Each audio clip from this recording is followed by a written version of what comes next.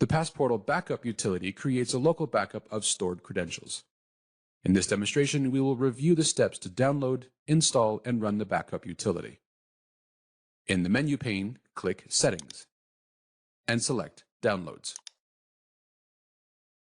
Click Download the Passportal Backup utility for Windows.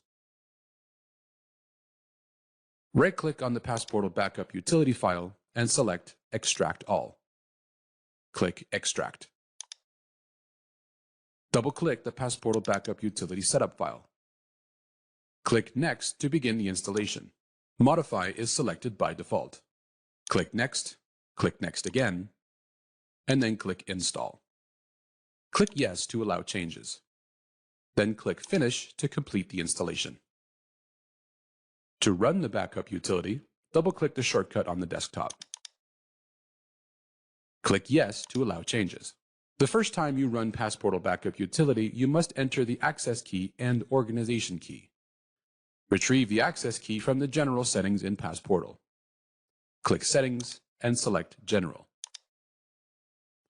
Click to open the Backup Utility tab. Click Copy to Clipboard.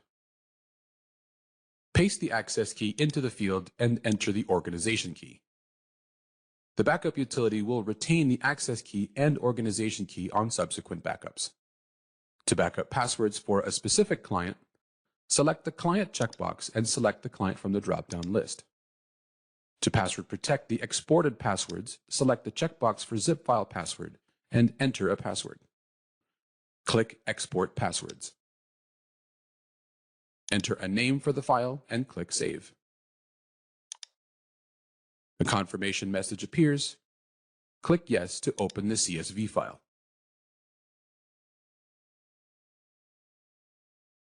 To run the backup utility via the command line, refer to the online documentation